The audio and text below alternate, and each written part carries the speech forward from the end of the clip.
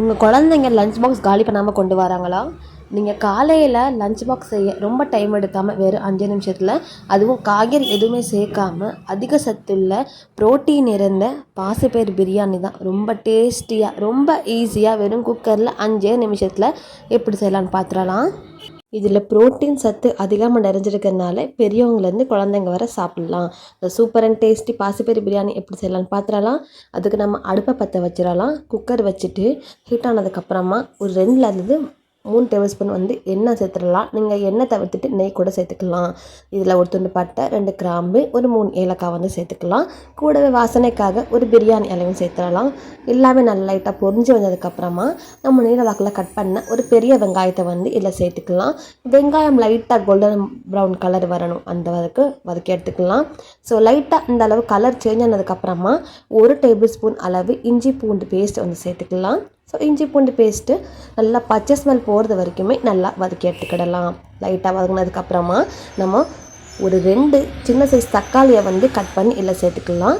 So வெங்காயம் தக்காளி நல்லாவே மேஷ் ஆகணும், அந்த அளவு நல்லா மேஷ் பண்ணி எடுத்துக்கலாம். ஸோ இந்த ஸ்டேஜில் மசாலா பொருள் எல்லாமே சேர்த்துக்கலாம். நம்ம இந்த பிரியாணிக்கு அதிகமாக மசாலா சேர்க்க தேவையில்லை. அதனால் கொஞ்சமாக மஞ்சள் தூள், ஒரு 1/2 டேபிள் ஸ்பூன் அளவு மிளகாய் தூள் சேர்த்துக்கலாம். ஒரு 1/4 டீஸ்பூன் அளவு ஜீரகத்தூள் சேர்த்துக்கலாம். ஒரு டீஸ்பூன் அளவு கரம் மசாலா தூள் சேர்த்துக்கலாம். நான் அன்றைக்கி பச்சை மிளகா ஸ்கிப் பண்ணிட்டேன், ஏன்னா குழந்தைங்க சாப்பிடாம ரொம்ப காரமாக இருக்குன்னு. நீங்கள் விருப்பப்பட்ட பச்சை மிளகா சேர்த்துக்கலாம். மசாலா எதுவுமே அதிகமாக சேர்க்க வேணாம், அப்போ தான் குழந்தைங்க நல்லா விரும்பி சாப்பிடுவாங்க. லைட்டாக வதக்கிறதுக்கு அப்புறமா ஒரு 2 டேபிள் ஸ்பூன் அளவு தயிர் எல்லாம் சேர்த்துக்கலாம். தயிர் சேர்க்கறதுனால நம்மளுக்கு நல்லா சாதம் சாஃப்டாக கிடைக்கும். ஸோ தயிர் கூட அந்த வெங்காயம் தக்காளி நல்லாவே மிக்ஸ் பண்ணி விட்டாச்சு, அந்த மசாலா எல்லாம் சேர்த்து. இப்போது நம்ம அன்றைக்கி பாசிப்பயிரும் அரிசி நான் ஊற வச்சுருந்தேன். 1 கிளாஸ் அளவுக்கு அரிசியும் 1/2 கிளாஸ் அளவுக்கு பாசிப்பயிர் நான் ஊற வச்சு ஒரு 15 நிமிஷம் போல் ஊற வச்சு எடுத்துக்கிட்டேன். ஸோ அந்த வீடியோ ஸ்கிப் ஆயிடுச்சு. 15 நிமிஷம் போல் நல்லா ஊறினதுக்கப்புறமா வடிகட்டிட்டு குக்கரில் சேர்த்துக்கலாம். குக்கரில் சேர்த்துட்டு ஒரு வாட்டி நல்லா மிக்ஸ் பண்ணி விட்டுக்கலாம், அந்த வெங்காயம் தக்காளி மசாலா கூட. இப்போ நம்ம தண்ணி ஆட் பண்ண போகிறோம். நான் அன்றைக்கி 1 கப் அரிசி, 1/2 கப் பாசிப்பயிறு எடுத்திருக்கேன், 1/2 கப்பு. ஸோ அதுக்கு 2லேருந்து நீங்கள் 3 கிளாஸ் அளவு தண்ணி சேர்த்துக்கலாம். நான் அன்றைக்கி 2.25 அளவு தண்ணி சேர்க்குறேன். இப்போது தேவையான அளவு உப்பையும் சேர்த்துட்டு ஒரு வாட்டி நல்லா மிக்ஸ் பண்ணி எடுத்துக்கலாம்.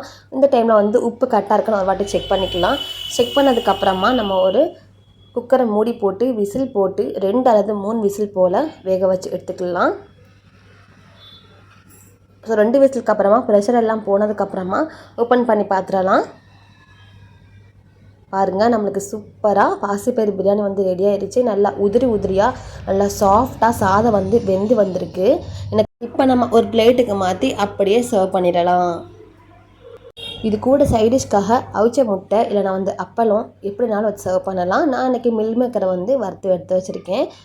இது கூட சைடிஷ்காக கொஞ்சமாக வெங்காயத்தையும் கட் பண்ணி எடுத்து வச்சுருக்கேன். அவ்வளோதான் நம்ம ஹெல்தி அண்ட் டேஸ்டியான பாசிப்பயிறு பிரியாணி. எப்போதும் மாதிரி பிரியாணி செய்யாமல் இந்த மாதிரி புரோட்டீன் நிறைஞ்ச ரொம்ப சத்தான சுவையான பாசிப்பயிறு பிரியாணி நீங்களும் உங்கள் வீட்டில் ட்ரை பண்ணி பார்த்துட்டு எப்படி இருக்குன்னு எனக்கு கமெண்ட்டில் சொல்லுங்கள். இந்த வீடியோ உங்களுக்கு பிடிச்சிச்சின்னா லைக் பண்ணுங்கள், ஷேர் பண்ணுங்கள், நம்ம கமெண்ட் சப்ஸ்கிரைப் பண்ணுங்கள்.